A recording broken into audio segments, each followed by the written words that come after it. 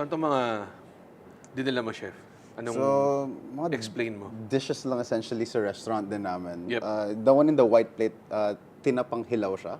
So, salay-salay na we age. Tapos, pinausukan namin sa kogon. Okay, so kaya siya tinapa kasi smoked siya. Yeah. So, parang still traditional techniques. Yeah. Still Pinoy, pero just a little bit more delicate Okay. kung ano yung traditional niya talaga. Okay. And So, sa kogon namin siya smoke. Kogon yung grass na ginagawa for bahay kubo. Okay. Di ba Usually. nipa yun? No, usually kogon yung parang roof niya. Okay. I didn't know that. So we make ice cream out of it then every Talaga? once in a while. Yeah. Kogon? Yeah, lasa siyang hay na smoke. I wouldn't know what hay tastes like. Well, Okay, and then? so the greens on the side, it's uray. So it's a native spinach na grown usually sa Batangas. Yeah, okay. So just fry it. Then there's just a dressing on the side. Oh, wow. So it's a dressing of lechong manok. What? So the idea was like we made traditional lechong manok, then we just got all the liquid from it. So we pressed the lechon manok essentially. Okay, can I try it? Please. By the way, ito pala, sorry medyo informal start, but we have Chef Don Baldosano here. And, tama ba? I pronounce the name right? Yeah, Baldosano. Baldosano. And he is the chef of Linamnam. One of my favorite restaurants. It's a tasting menu na may 400 courses. Well, minsan. minsan. If he's, and it's a restaurant that kinonvert niya yung childhood home niya into a Yung restaurant. bahay kubo ng house namin. Yeah. And amazingly enough, he's one of the up-and-coming chefs. Actually, up-and-coming pa ba tawag sa'yo, chef? Hindi ko rin alam. Because you're pretty young. Like, when you opened Linamnam, how old were you? I was around 19. 19? 19. 19 years old, di ba, as a chef. And then now, he's like one of the most sought-after chefs here. I'm gonna use my fingers. Please. Actually, I would love for you to use your So, fingers. one of the things na I ate so many times sa Linamnam. And one of the things that I really enjoy is how you do your seafood. Oh, thank you. Is it a focus talaga or? Yeah, for me, it's a focus. Kasi parang papansin ko, hindi natin napapansin gaano kasarap yung seafood natin sa Pilipinas. And we're supposed to. Yeah. Diba? Oh my God. Parang one of the things na nakita ko, pumunta ako sa Japan, nagulat ako na they were even using fish na galing din sa atin. So I was like, What? what's the point of us Talaga? getting fish from there?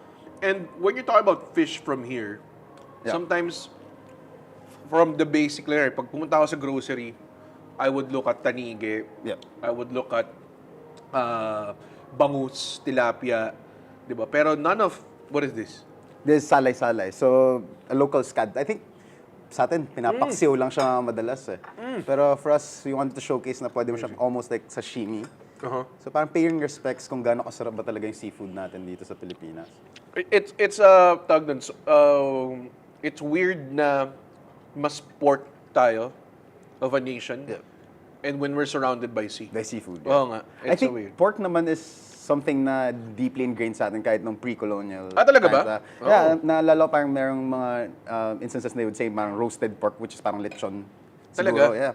Pero feel ko, seafood was used a lot back then. Pero nakakalimutan na kasi mas mahirap gamitin siguro than meat.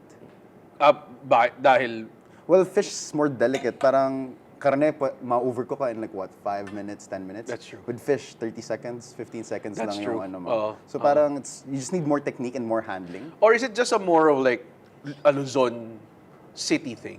Kasi Could be. Could be ba na Could be talagang my mindset as well. being mas from mas here na. porky lang talaga tayo? Feel ko, Because kasi- when you go to province, ang daming seafood. Madaming na. seafood, yeah. Pero I think I'm saying that in a more of restaurant standpoint. Okay. Na mas marami sa amin nag-meet. That's why I'm trying to push for more seafood. But that's because of demand din naman, di ba? Like, Yun nga, pero why not change the demand, diba? For the people to understand amazing. na more fish is actually really good for us. I would honestly go to a restaurant and not immediately think na ang main course ko or ang protein ko is fish.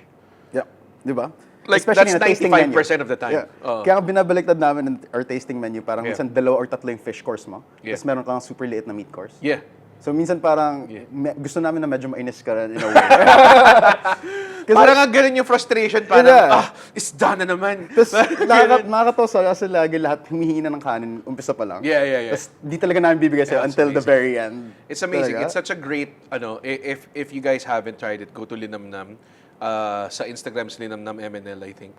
And it's such a great experience kasi you serve primarily a tasting menu na Filipino food. Yeah. And then, hindi lang yun, is that you always explain where you got the food from and explain a little bit of its history. And one of the things na I think kaya rin in-invite kita because you talk so well about pre-colonial cuisine, Food, which is kind of like parang the Filipino cuisine even before we had the country Philippines, parang ganun. So, paano yun? Like, how did your interest start to that? Well, to be honest, it was because of two friends, really, talking about pre-colonial food. It was Arnel Patawaran and Angela Comsty, one of the best friends? food writers of the Philippines. Oh, okay, Tapos, okay. I was just literally eavesdropping while we were in the elevators. Hindi pa kami close at all. Oh, okay. Tapos I was like, ano pinag-uusapan about pre-colonial Philippine food? Tapos, bigla lang sinabi sa akin about pigafetta. Okay. And sobrang sakto na I remember it was 2 weeks or a week before the anniversary of pigafetta coming and Magellan coming to the Philippines.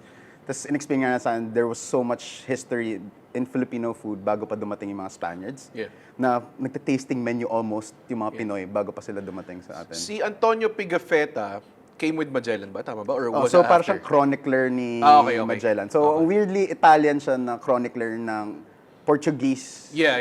Portuguese fleet, Yeah. diba? Yeah. But they were repping Spain, diba? Exactly. Parang ganun, it's such a confusing... Sobrang confusing, but that's what makes it interesting. I would say. I guess parang, at least parang he was there not for, obviously, to serve the country, but more of like... More to experience. Actually, pag experience, nakita ka nung scriptures niya, wala nga masyado about Magellan being in the Philippines. It was more of paano talaga tayong Pinoy. It was food natin, culture natin.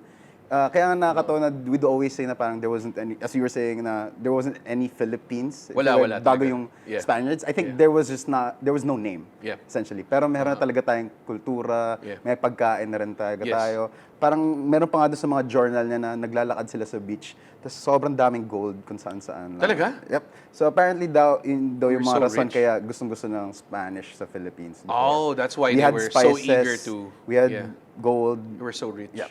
We had almost everything. Oh my God. So ang weird lang na it's an Italian historian, I guess, or chronicler. Yeah.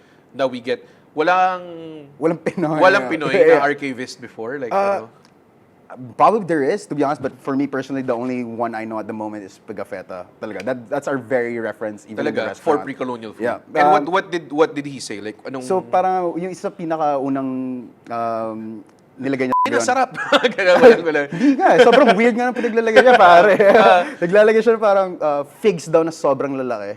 Tapos after so much research, yung pala banana hearts. Oh, Tapos hindi niya sprouts. alam. Parang Hindi wala niya talaga alam. silang notion of what Gets. Filipino food was. Okay. Pero yung isang pinaka-gesture, feel ko na pinaka-Pinoy na experience niya na pagdating sa Pilipinas nung binigyan siya ng kanin tsaka ng dorado nung mga Pinoy pagdating nila. Kasi nga nakita na yung mga kasama nila parang super payat na, kinakain na yung barko, di ba? So, maawa yung mga Pinoy sa kanila. Binigyan sila ng parang welcome gift of you na alam ko 2 ng kanin, lalagyan, tapos isa pang dorado na sobrang laki. So parang doon makita yung hospitality ng Pilipinas. Pero was it supposed to be eaten as kanin at ulam? Ganong klase? Feel ko wala pang notion. Masyado ng gano'n. I think it was just more of a gesture of giving talaga to that's what guests. I kind of wanna get into rin later, is that when did the kanin ulam, because that's like the whole format, kumbaga yung template ng buong Filipino food. Well, feel ko, especially in Luzon, Yeah. yung kanin ulam, very, feel ko Luzon. Hindi Really? Hindi siya lahat, buo tayo na very rice lang talaga. Kasi kunwari, punta ka Cebu, puso naman yung style nila. Tama. There are some places, corn naman yung mas sa kanila yung tinigib yung ginagamit nila. Pero, going back that, kasi feel ko dito sa Luzon, ang daming rice varieties. Okay. Although sadly marami na nawawala now of those rice varieties. Pero Hindi mo talaga alam eh. yeah, way back sobrang dami nating rice varieties. So actually that's one of the things na my farmers trying to work on now, trying to discover all these rice varieties. Other rice varieties. Yeah, But farming rice is really hard. It requires like a lot of space. Yun nga yung nangyayaring problem niya. He wants to experiment so much on it, but the problem is we have to experiment on so much other shit as well. And So that's probably why the varieties kind of died down. Exactly. Because we're gonna focus on things that sell think or something, or kailangan. from yung mga kwento lang sa akin ng mga farmers was that during the World War II, yun nga, nakakalimutan na yung mga atin kasi they were trying to focus on being sustainable with the production. Kasi nga, I see. there was war and everything. Tama. So I think doon na nakalimutan yung mga grains natin before. Oh, yeah. So I think nga that pala, maybe no? there was a turning point nung time na yon. We went through so. Dude, yeah, Tama, the exactly. food adjusts to whatever you go through and everything. Yeah, Diba? diba? Tapos parang maybe that dictates what food will be afterwards. Exactly. Like Russian food's exactly like that. After nung war, that was very different. Na may a lot of preserved food and everything.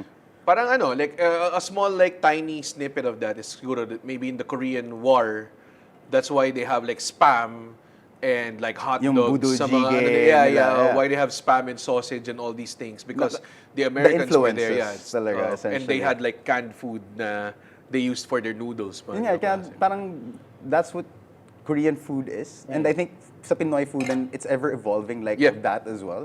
Na feel ko yun nga yung minsan nakakalimutan ng ibang Pinoy. Yeah, pero wala tayong, correct me if I'm wrong, but there's not a lot of like attention or focus on like saying na, okay, we used to be this way and then the war happened and then now we're this way. Parang we have a bunch of like food writers but there's not a lot of like focus on preserving or Of what safeguarding the history. Parang I ganun. think now there is a start of the notion na naalam na rin ng mga Yeah. tao now. Okay. There's people like the slow food movement now and they're trying to discover all these ingredients.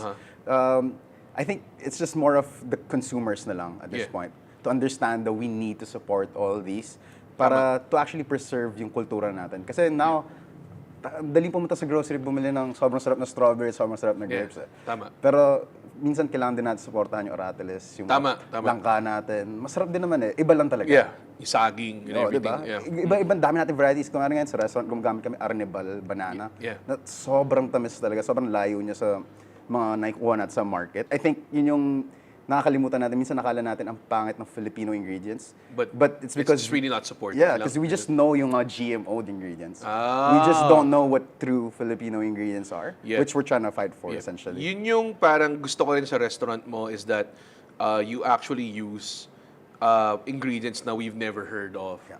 And you would say na, oh, I foraged this when we went there and went to ganyan.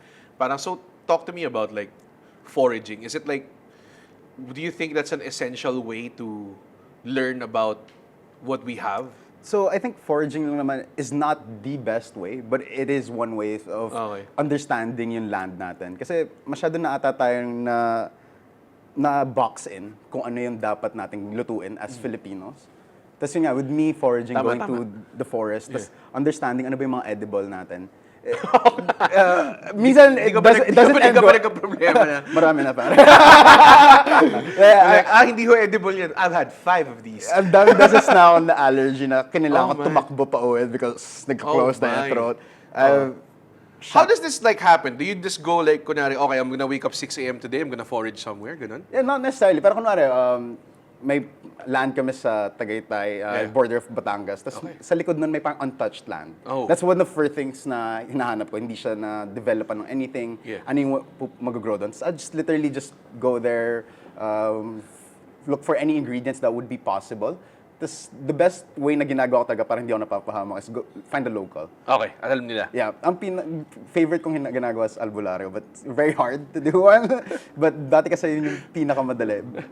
Kung ano yung ginagamit nila for their medicine would most likely be edible, which I'm the first one to nga try. naman, tama. Doesn't Parang always end well, but Okay. sometimes I end up shitting myself while Talaga? walking home. But Oh my God. it's part of the job of discovering something that So nobody knows. literally you just see like, oh, this looks tasty and then, Yep. Talaga? I thought it was gonna be, akala ko mas may method to it. Well, sometimes my notion kind of like I would never go for mushrooms, berries. Gets, there are gets. colors na you wouldn't know. I think I did biology for a year that I didn't finish. Yeah, that's enough. Kind of helped. Kahit 8 units of biology, let's I go. know, kahit madalas doon, hindi ako masyado pumapasok. Protect my life. Pero doon ako maasa, essentially. Sobrang ano yun tawag doon. It's such a, when you say when you're foraging, and then you present the dishes, so ako parang, foraging, does that mean he went out in the woods and just got stuff? Ganun talaga? Sometimes, yeah. Oh Pero my God. one of the best things na we like is our village lang talaga. Ah. Because in our village, it used to be a rice paddy field. Yeah. So, random stuff just grows everywhere. Yeah. So, minsan, I remember pag July, August, nagkaka-mushrooms Yeah. kami. Na, Pwede mo niluto, kainin. as in, very edible. Minsan, nagkaka-reishi mushrooms din kami. When we're talking village, this is like residential subdivision. We're Yeah. not talking about like As in townhouse ah, level. ganun yung klase, di ba? Kasi yun yung, I think, this has been like 3 episodes pa lang tong show na to, pero like a recurring point na we have so much potential in agriculture na sa subdivision mo, pwede ka magtanim. Ganun ka-rich Sobra, yeah. yung soil natin. So, imagine mo na lang if you're in like more fertile land and with like proper irrigation and proper handling and everything, we could be like a really huge juggernaut in agriculture. Yeah. I think it's more of understanding lang na we have this potential. You do. Then we can do something about it. Yeah. Maybe not, it's not gonna be like an immediate kind of maybe step by step. Feel ko now naman marami na nakakapansin ng pwedeng mangyari sa atin. Yeah. And little by And little. it's like, I think chefs like you would open up like a lot of, like imagine if you would serve someone tapos he has the capability to invest in agriculture and then nakita niya na parang, wow, okay, what's on the plate is the potential of this. This is crazy, di ba? Yeah. Yeah. So, is it like, going back to the pre-colonial stuff and everything, was it like intention for you that you opened up Linamnam and say na parang, Not Hindi naman. necessarily. I remember nung unang start ng Linamnam, it was Filipino. Okay. Pero the only focus was creativity. oh, okay. Sobrang, So it's not typical, not innovative. well, not necessarily. I think naiirita lang ako before na I had to go to the restaurant every day and do the same thing. Gets. So, I mean, not that it's a bad thing. I think it wasn't for me. Yeah. I just needed to create my own world na pwede kong gawin. Tama. Kasi medyo, I think, I'm baliw It's in a very way. unconventional din. Like parang, okay, I couldn't make it, the restaurant, that's not a fit for me. Yeah. You go home, you convert your childhood home into To a restaurant, this essentially. parang reservation-only restaurant, di ba? And it wasn't really, I don't know, a lot of people say it's a restaurant. Nung umpisa hindi talaga, because I wasn't making money. I didn't even know the idea of costing. Nung wala, umpisa. I remember yung pinakauna namin, nag-serve kami 12-course menu, 1,500 ba? 1,600. Lord, grabe. See? Oh my God, Like, talaga? what the hell was I doing, right? Parang I've spent more on a Jollibee. Me too. On like a really drunk night. Diba? Yeah. It's a crazy. Talagang sinasuggest ko, guys, go eat there. It's crazy. I remember I brought my sister there, balikbayan from Canada. I mean, she goes home every week, so every month, every year. But parang every time na pag-uwi niya, we do the same things. Like, okay, yung favorite hot pot restaurant niya, and then we do a Filipino restaurant, papaluto kami sa dampa, and then we cook din sa bahay, ganong klase. And then one time we brought it to you. Yeah. Tuwang-tuwa siya because it's so much, parang, ano mo yung you feel like you've known the Filipino. Philippines. Yeah. And then now, in every dish, parang, what? Parang puro, may ganito Parang pala, may ganyan. nakikita mo yung different facet of Filipino Yeah. food. Parang I think yun yung tinatry namin i-promote talaga essentially sa restaurant. Kasi dati sobrang ayaw ng Filipino food. Yeah. Oh, Like, gets. I Kasi hated yung it. Kasi I mean, training ko was very French, Italian. Tapos kahit nung nag-junior master chef ako dati, I wouldn't even know how to cook rice. Oh man, talaga? Wow. Kasi it was a point for me not to learn rice.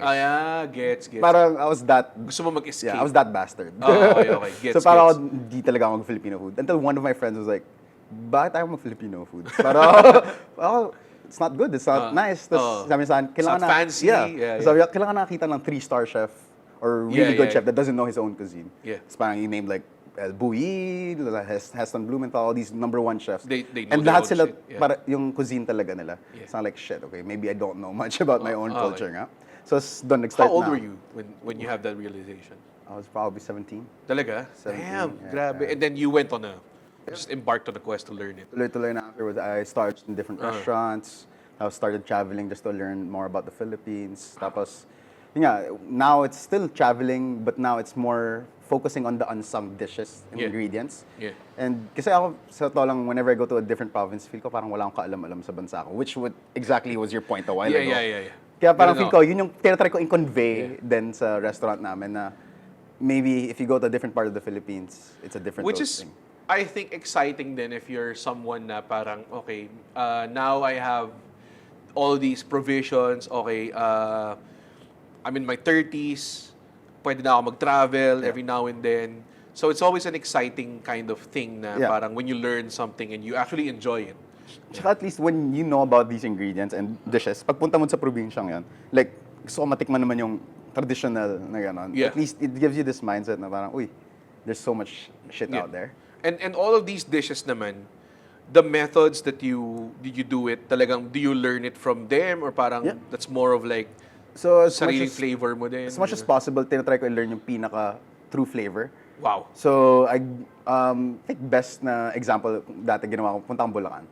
Laguna. Okay. Tapos, wala akong anything na plan. Tapos, pumunta lang ako karinderyang sikat. Okay. Tapos, kinausap ko lang yung mga tao doon. Saka ako kumakain, ano yung pinakamasarap na Quezon Puti para sa'yo. Tapos, hinanap ko lang yung lugar ng mga yan. Oh. Tapos, pag nalaman ko kung sino yung gumagawa ng pinakamasarap, tatry ko, kukulitin ko yung gumagawa na parang, pwede mo pakita sa akin. Okay. Tapos, kahit how much you want, gusto ko lang matutunan yung pinaka-totoong way. Like a real way. Yeah, so sa akin kasi, at least if alam ko yung pinaka-traditional na lasa, kahit paglaruan ko siya sa restaurant ko, gawin ko siyang puree, gawin ko siyang paste, yun pa rin yung lasa. Yeah, because you would do a lot of like, medyo new modern things. shit pa rin at the end of the day. Pero for me, it's always paying respects to whatever we learned. Yeah. So, kumbaga parang learning the book first before doing it outside of the book. The only way for you to destroy something is actually learn it perfectly. Yeah, exactly. Okay, so talk about this. Actually, tinatry ko pa kaninang i-segue, kainin doon. Actually, gusto ko rin parang pour ko na ba para sa what topic would lead me to eating this? So But what is this?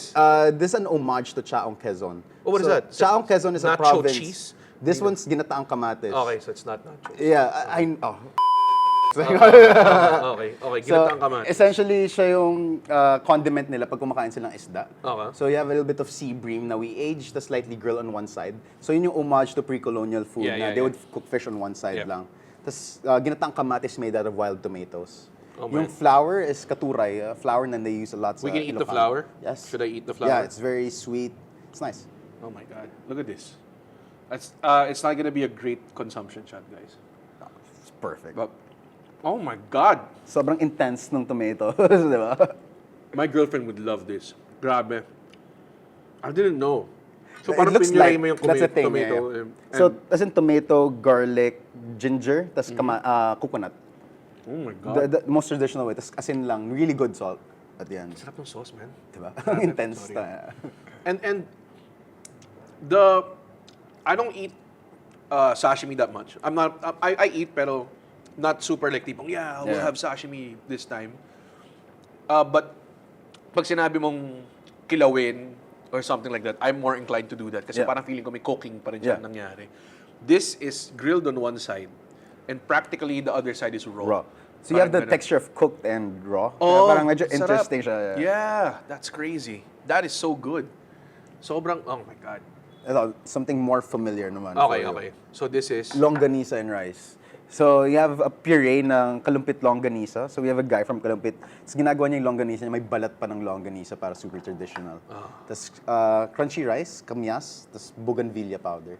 Bougainvillea powder? Yeah. I didn't even know you can eat that. That's We have crazy. a lot at home. So now we just try to end up roasting it, just make a powder out of it. Longganisa pa rin. Oo nga. So this is like definitely not traditional that much, no? Not traditional in looks, but the flavor is traditional. The flavor is like crazy good. It's literally longganisa lang na traditional na we fry, tapos we just puree it. Tingnan mo, sasabihin ko, oh, masarap yung seafood, tapos pagdating mo dito sa... Kari pa rin. Definitely, the toasted rice is a bit your touch na. Yeah, the texture. I think that's the one element na we add a lot sa linamnam, yung texture talaga. Kasi halos a lot ng pagkain natin sa Pilipinas, iba medyo malambot. Yeah. So at least a little contrast na Pinoy pa din at the end of the day. Kasi yung crunchy rice, ginagawa nila madalas sa Iloilo. So at least now we're still putting it forward here. It's crazy.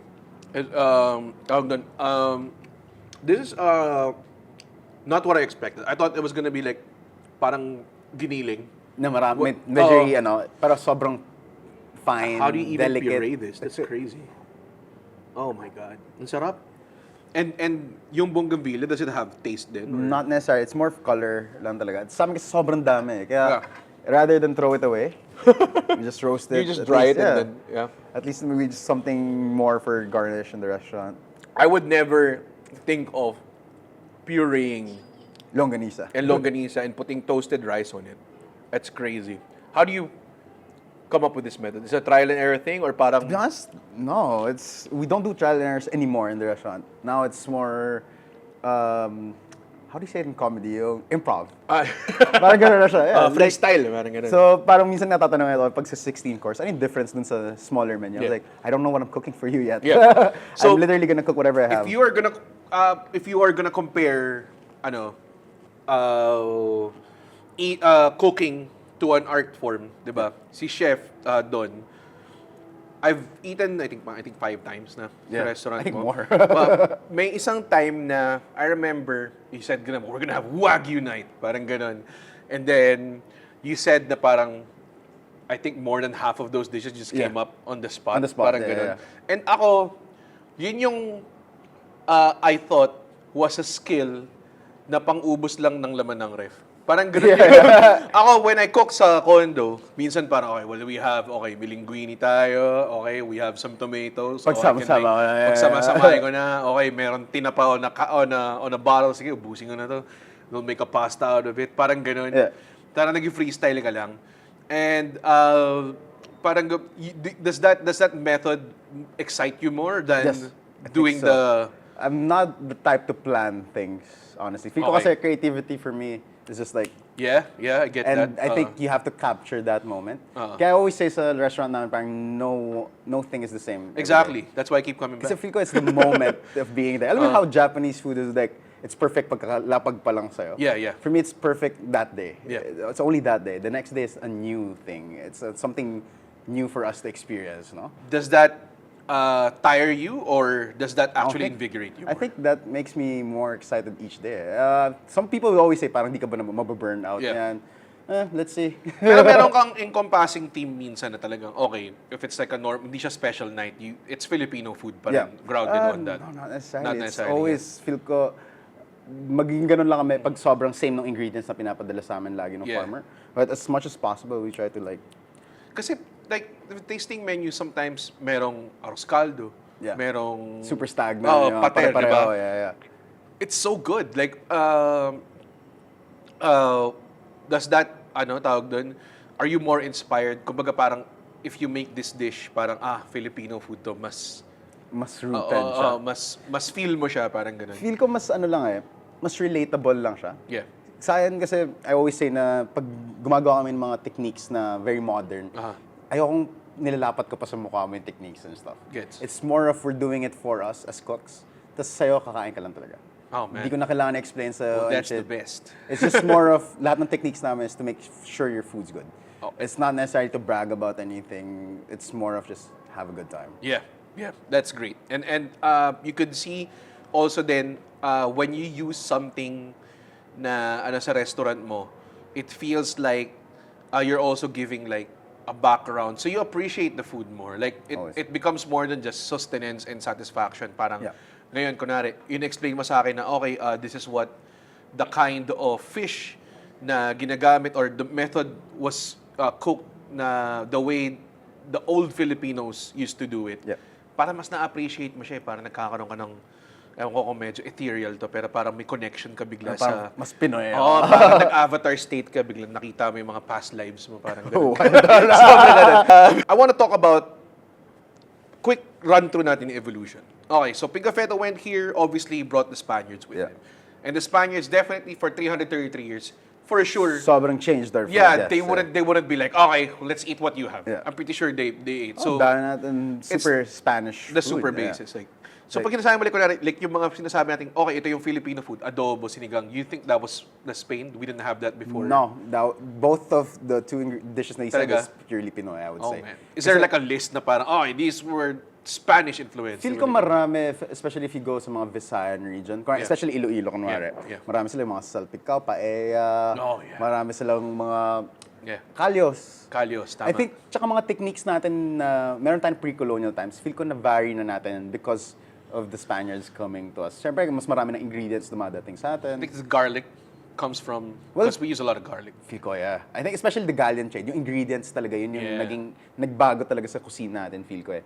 Kasi sa atin, feel ko, very basic tayo. Isda, baboy, lots of spices, yung mga ginger, Yeah, mga yeah. cinnamon. Yun lang meron tayo eh. Yeah. Tapos nung Gallian trade na doon nagsidatingan yung mga tomato, patatas. Oh, Kasi- so we didn't have that. Wala, South America talaga originally yun eh. Tapos cacao even Oh, came from wow. the galleon trade. So now, ang dami na natin chocolate sa buong Pilipinas, pero lahat yun galing dun sa galleon trade lahat. It's such a, tawag dun,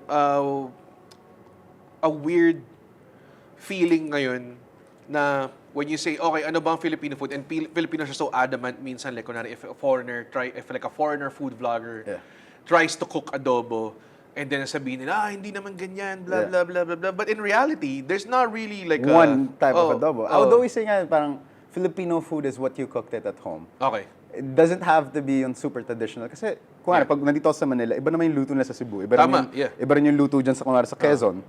Eh, kung nilalagyan nyo ng spam yun, Pinoy pa rin yan. If gusto mo lagyan ng hotdog, at the end of the day, it's Filipino. Yeah. Yung minudo ng lola ko, tsaka minudo ng mom ko, magkaiba.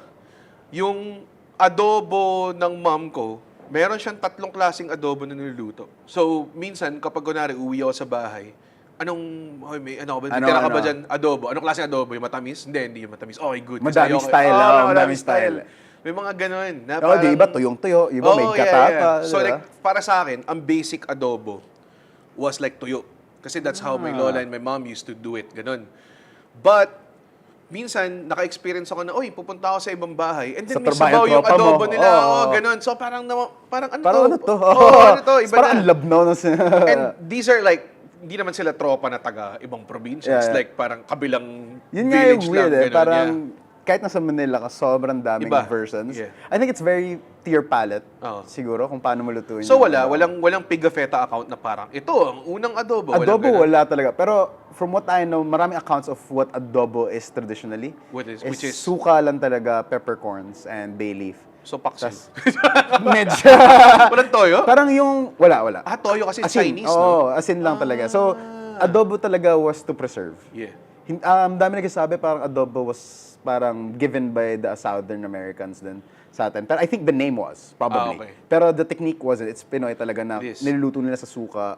Yeah. Yun nga, parang it was during the war apparently. So I guess the concept of it, parang ganun? The concept of it, of cooking it in acid, then preserving it in the fat. Oh, okay. I thought it was Spanish influence. Pero From what I thought so too, but other chefs na nag-research about Filipino food like Tatong, so it was actually saying, madaming ang parallelisms, no? Marami. Kapag tawag dun, pangakakita ka ng mga food shows na Mexico, mga ganyan. I think may adobo rin kasi sila. Kaya feel ko yun na rin yung parang basis, I guess. Para, from what I know, and yung term na yung sa adobar, was to parang stew, if you will. Kaya yun na rin ata yung tinawag dun sa ano natin. Sino kaya isang guy na yun na hindi siya na-credit, no? CTTO. Wala siyang credit at all. Sino man nagdala dito, no? Probably there is. I just might not be informed enough. And sino yung genius na nagsabi, lagyan natin ng toyo at some wala point, nga. diba? I wish there was a guy na... Because that's Chinese na. Feel ko, Wala soy sauce Spanish. Yun yung nung dumating sila Pigafetta, meron na tayong trading with Chinese. Okay. Kasi may porcelains na tayo. So they didn't discover Philippines? No. They didn't? Oh. So apparently, dumating sa may civilization na tayo. Kasi pagdating pa lang niya, dude, yung sinabi ni Pigafetta nung winelcome sila, na ayaw kainan ni Magellan, siya yung pinakain, si Pigafetta. Which, it was a 7-course menu na palipat-lipat pa sila. Talaga? Ng venue. Na, tawa ko, yung ginagawa ngayon sa Europe sa mga fine dining. I would love that. Just every course, nilalasing pa daw sila nung na they would cheers every task. Okay. So you would say like Spanish, Chinese would definitely be major influences. Did the Americans in their 50 years stay here? Did they I think there are some influence, especially fast food, stuff like Chori Burger. I mean, mainstays like Jollibee, fried chicken. I think naging Pinoy na rin siya in a way. Because the fried chicken that we have here in the Philippines isn't the fried chicken in the US. Iba. Diba? Sobrang iba. May toyo din. Toyo kalamansi. Yeah. Pero masarap. Masarap, yeah. Sa atin, yun yung maganda sa atin. That's our fried chicken at home. Exactly. Yeah, toyo kalamansi. So, actually, maraming paminta. Yeah. Just mention North. Yeah. It's so good. Like, if you would kind of like trace back everything, parang, alam mo, pag pumunta ka sa ibang bansa, it's such a, may divisions eh. Parang pagpunta ka sa Singapore, this is where the Indian food is. This is where pag pumunta ka sa isang hawker station, di ba? Parang ang daming culture in one. Parang they don't clash their things. Like, kasi kaya nga, nag-uulam tayo ng chicken curry eh. Alam mo yun? Diba? So parang, does that mean na parang, I guess yung Philippines, maybe when, or maybe by culture lang talaga, we really try to absorb Yeah. everything. I think sobrang cliche nung line na to, pero yung melting pot na term, talagang sa atin talaga siya. Kasi sobrang dami nating influence, not just yung kanina, pinag-usapan natin Spanish and Chinese. Pero sobrang dami natin influence from Indonesia and Malay rin, di ba? Yeah. So which is a lot, sa southern, dami curries, Yeah. sobrang deep ng flavors nila, Exactly. lemongrass. Yeah. Yun yung parang daming cultures natin in one, which kind of translate to the food na kinakain natin na very varied. Halos araw-araw, iba-iba and very different variations of what food is. I think Everywhere is different. that's the problem minsan na we always think na we always have to stick to what was a traditional to say it's Filipino. I guess so. Yeah. And kunwari, sa ibang bansa, kaya sobrang nag-flourish yung food nila kasi sobrang accepting sila of progression Yeah. and change. Yeah. And I think yun yung next step na sa atin na to accept that food can be changed. Yes. And the way that we should change food isn't a way to bastardize food. Yeah. It's more to respect food and give more spotlight to what food should be. That's great. And you would see na sa ibang bansa, they would actually have like food shows na, okay, let's try different kinds of hamburgers or parang, Yeah. okay, this is how they do it here, this is how they do it there. Parang they try Parang they different celebrate parts. it. Yeah, they celebrate. Like, Parang sa atin lagi parang clash eh. Parang sa amin, hindi ganito. ganyan. Ano yun yung sa tinola ba? Yun yung parang sa amin papaya, sa amin sayote. Yeah. Well, pareho Sa lang pangarap ko, yan. hold It's up, both Filipino. Just do it whatever the hell you want. I think it's just parang availability of ingredients. Diba? Exactly, Parang yeah. ganun, oh. Kung ano mas mura. Mas mura, exactly. Or kung anong available, anong Yeah. tumutubo sa inyo or And something. I don't yeah. think it's a problem with having either. Yeah. It's more of just, it's Filipino. Oh, it's also like I think it should be more celebrated nga na there are so Variations. much variations, which can only mean, I don't know if it's by necessity, pero at some point in time, there were people who were creative enough with their gastronomical abilities Like, ito actually, sobrang to create a variation. sobrang diba? nerd Yeah. fact. But like, si Jose Rizal would use like kalabasa for it. What? So may Jose Rizal cookbook somewhere? No, I hope. Pero medyo, I wouldn't say he's a foodie, pero he likes his food. Oh, talaga? Kasi in a lot of the books na he does, medyo may mga excerpts of May food. mga food, ano nga, No, tinola was very centric in one book, diba? His tinola, he puts kalabasa minsan. Kasi nga, di ba parang he likes his eyes. Eyes. Sobrang gusto niya for eyesight. Yeah, so, yeah. apparently, one of the traditional ones, he would add Kalabasa? yeah. That totally changed it. I wouldn't I eat. know. I wouldn't eat tinola with kalabasa. That's crazy. Yung point ng episode na to was trying to figure out what Filipino food is. And I think the definition you said na parang whatever you had at home, that's Filipino food. Diba? So, it's very inclusive. Yeah. Diba? Is there one dish na you feel like parang ito yun, the Filipino Pinoy talaga. food? Pinoy talaga. I Kasi it's mean, hard.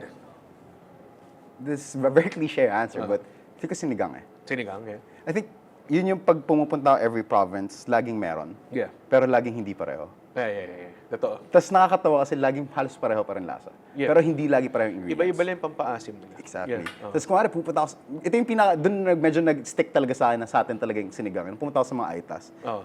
Tapos mahilig ako makipagpunta sa sa gubat mismo. Okay. So, one funny story is yung unang way na parang tinuruan nila ako was kumuha sa ng tubig sa floor. Talaga? What do Kasi you mean? sabi ko sa Like- guy, parang gusto ko matuto with whatever your culture is. Ganun. Sabi niya, sige, sumama ka sa gubat. Sure. And there's like a puddle, ganun? Yeah, it's literally just dug. Tapos nagkatubig, tinapon niya until naging clear. Oh, okay. Tapos uminom siya. Tapos parang, iinom ka. Tapos parang ako, might as well. Nasa gitna ako ng gubat with you. Tapos after I drank that, that's when he started teaching me yung ways nila before. Because they know that you're willing. Yeah, na ganun. parang hindi ako maarte with Oh, whatever okay. he's gonna. So, pinakita na sa akin, so parang they had like 8 types of pampaasims na puro dahon. That's crazy. Na I iba-iba. only know like 3. Diba? Dami. yeah. So parang it shows you the possibilities of what sinigang is, and maybe it was actually deeply ingrained to what Filipino culture is. Anong pampaasim nila na hindi Yung mo pa pinaka na-discover? naalala ko at top of my head is pingol ba to? So it What's was a leaf na tumutubo lang on the side of a river. Kailangan medyo na uwisikan siya ng tubig, yung rocks. Okay. Tapos yung rocks na yun, biglang tutubuan ng leaf na yun, which was a leaf na yung tendril niya yung maasim, pati yung dahon. So it's not farmed. It's like No, wild. no, it's wild. Okay. As in, we would literally go to the forest barefoot, Wow. look for these things. And then you would pick it up and then, oh, pang sinigang to. So, yun yung turo niya sa akin. Okay. Weirdly, nung unang pumunta ako At doon some point in time, there was one guy that said, no, okay, pang No, I'm sinigang sure to. one point in time, there was one guy who died from trying all these things. Oh, what does it taste like? To be honest, I don't know if do you remember the libas na I served you before? Yeah. Exactly like that. Talaga? So, Yun nga yung medyo... nakakatawa sa kanya kasi halos pare-pareho eh. Medyo minute lang yung differences. Yeah. But at the end of the day, it's very like, if you don't think about it too much, like, There's something different about it. Sinigang, Parang feel ko yung nasal lang yung nag-iiba Parang sa kanya. yung pinaka-deviation ng sinigang na na-notice ko yung difference was kamyas eh. Parang nung natakita mo ko na May sinigang na kamyas, aftertaste. parang, bakit iba yung lasa Wow. nito? Like, parang, what is this? Actually, kasi I've tried like batuan. Batuan's pretty good. Pretty good. Siyempre yung tamarind and Tamarind, yeah. everything. Bayabas. Bayabas, for me, medyo intense. Medyo fruity na, hindi mo maintindihan eh. Mas gusto ko yung sobrang asin kasi talaga eh. Hindi ko alam kung sinigang patawag dun. Nakatake ka ng green mango? May pakwan pa. I haven't tried. Medyo wild yung pakwan. That's pretty good. Mango, I haven't tried. Green mango is pretty good. Talaga? Yeah. Oh my God. I remember having green mango pati gabi. Gabi. Gabi, yeah. So parang ang kapal niya, tapos, I don't know. Pero hindi pa paasim yung gabi, no? Parang Hindi naman. thicken lang ng talaga, soup. yeah. So you think sinigang, yun na guys ha. Galing na siya chef. Don't call me on this. Chef Baldosano sabi. Ang Filipino food sinigang. De joke lang. Would you tawag doon, would you say something like, ito yung parang pinaka nakakatawang debate sa lahat. Like, ano yung difference ng menudo, afritada, mechado, yung mga things like that. I wanna touch on kasi parang, would you say na, is it just people making their own versions of stuff and then just... No, but I think, do you think it's healthy for you? I think it's fun. Me too, diba? Kasi they all taste the same. Very, Sort of the same. sobrang onti lang ng difference. Onti ng difference. Like, it makes a world of difference na, okay, yung caldereta has a liver. Yeah. Di ba?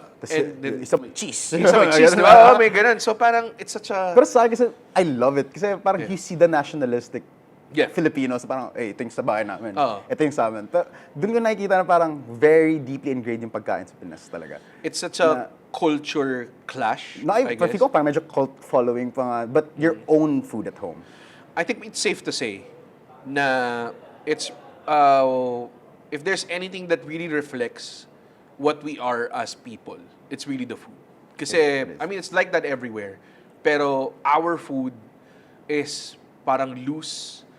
It's hospitable in a way na no fuss. No fuss. At the same time, it's also it's more inclusive than you think. People may try and say na parang okay, this is traditional, this is how we do it here, But the mere fact na sobrang daming tao na nagde-debate, just means na parang everybody did their own thing at some point. I think the only reason, one of the reasons then na parang very relatable yung food natin, even in other countries, it's because of the colonial masters na we've had then.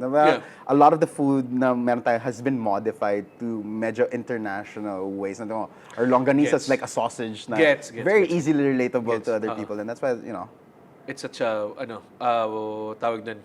Parang the way that we took in 300 years of Spain, 50 years of we just took it America. in easy. Yeah. Yung Japan, di ko i-consider because that was wartime. So, I mean, meron pa tayong we've done our but there's a whole thing that we can talk about even like after the war and everything. Definitely. And so many things na influence natin. But yeah, thank you so much, Chef. That was so great. Thank you. And I'm very looking forward to finishing up this episode because kakainin ko lahat to right after. But please, join us again for our next episode right here, 9 p.m. at 1 News every Tuesday. And also, you can catch it on YouTube kung wala kayong TV, like me, wala akong TV. And then, also, you can also check it out on Spotify or wherever you get your podcasts. Thank you so much, Chef. Thank you. Thank you, Ban. Sarap ito. Grabe.